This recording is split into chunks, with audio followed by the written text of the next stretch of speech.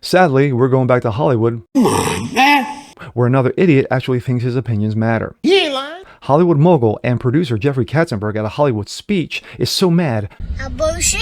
so angry at Orange Man Bad, Why? he compared him to one Mr. Adolf. Das ist gearbeitet, Dame. Yes, because as we all know, Donald Trump killed people. It's really hard. No, he didn't.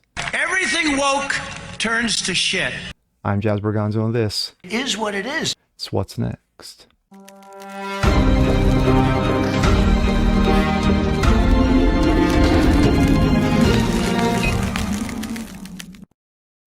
Wow, sure, it's off a little bit. Hi guys, Jazz Berganzo, What's Next, Daily Dose. Hope you guys are feeling good today on this Tuesday. Well, as we draw inevitably closer to Election Day, of course, as we all know, it's going to be Trump versus Biden. And of course, we have the court cases, we have the nonsensical buffoonery of Joe Biden. And of course, you're going to have your haters. And of course, then we go back to Hollywood, where another Hollywood hater comes out, opens his mouth and shoves both legs down his throat.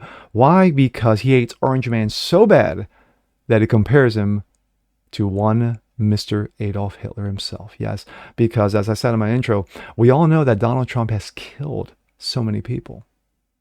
No, he really didn't. But the left, yeah, I'm sure he did. Somewhere. Pathetic. But here we go. This comes out of Breitbart. Jeffrey Katzenberg compares Trump to Hitler at a LA speech. Again, shocker. It's starting to sound like it's 2016 all over again. With just 6 months until the presidential election, Democrats are aggressively pushing the Trump is Hitler narrative once again, with former Disney boss Jeffrey Katzenberg being the latest figure to resurrect the hoary analogy in an apparent effort to scare the left's deeply divided base into rallying behind the unpopular and buffoon Joe Dementia. Jeffrey Katzenberg, who is Biden's re-election co-chair, gee, I wouldn't have guessed that, compared former President Donald Trump to Adolf Hitler at an elite gathering Sunday in West Hollywood, according to Deadline. The gathering was described as a, quote, well-heeled, though it remained unclear who exactly was at the Axios event. Yes, because, of course, we don't want any big names popping up. Quote, when I was in high school, we were studying the Third Reich Germany and the rise of Hitler. And over the holiday, our teacher suggested that to the class, at the degree which we could, please go home and talk to your grandparents, Katzenberg reportedly said. I asked him, what did they read? What did they see? What did they hear? What did they do? Katzenberg said his family members who lived in Europe prior to World War II thought that this guy was a clown, and what he was saying was so incredibly impossible, unimaginable, that we ran for our lives, quite literally. Deadline reported that the crowd listened to Katzenberg's in reverent silence because he was so riveting. During his speech, Katzenberg equated Biden with democracy, and Democratic tactic to smear any challenger, including third-party candidates, as a threat to democracy. Quote, and I said to my wife, my partner for 49 years, when my kids, my grandkids, when asked, what did I see? What did I do? Will I be able to say that I did everything that I could possible to defend our democracy? As Breitbart News reported, Hollywood star and another buffoon, Robert De Niro, compared Trump to Hitler in a recent MSN interview. Neither Katzenberg nor De Niro appeared to mention Trump's record in the White House for appearing adamantly pro-Israel and forging peace accords that brought relatively stability to the Middle East. No. It's not about facts. It's about my feelings. It wasn't until Biden took office that Hamas felt emboldened enough to attack Israel on October 7th, the worst atrocity committed against Jewish people since the Holocaust. Democrats are panicking as young liberals are planning to abandon Biden in droves in November over Israel-Hamas in Gaza. An NBC recent poll, of course, you can take that however you wish, because I take that with a micro of grain of salt. Biden's popularity cratering among young voters, but this one I will take as fact, with a whopping 70% of those aged 18 to 34 disapproving of his handling of the crisis.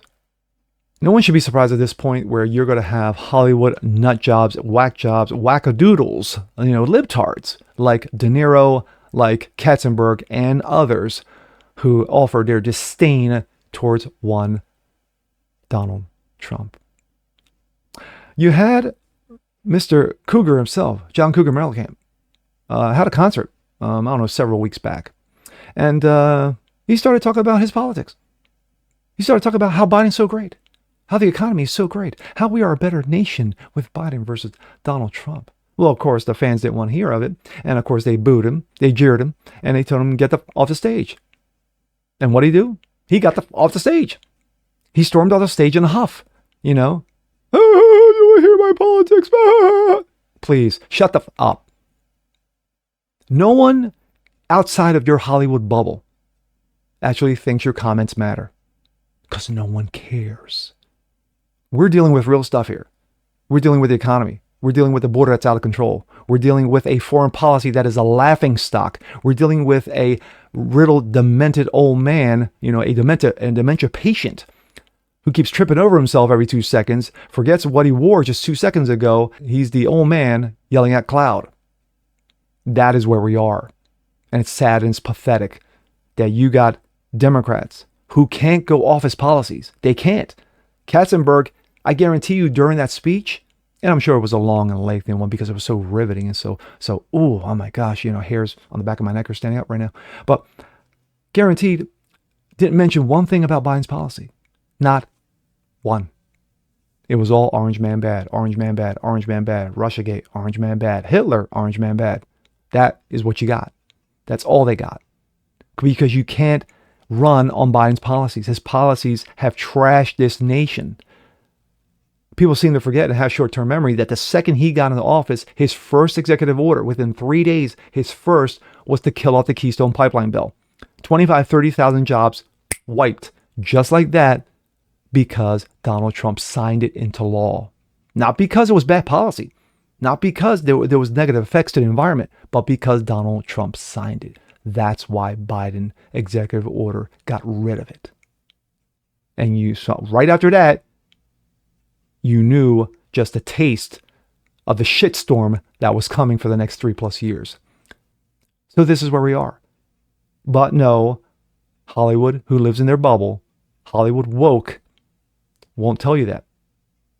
Because Orange Man's bad. And with that being said, I'm Jazz Berganzo. This is What's Next. Want to see more like this? Please leave a comment below. Like it, share, subscribe to it. Hit that notification bell so you guys never miss a thing. Continue spreading the word about the show. Appreciate you guys watching as always. And we'll see you next time. Peace.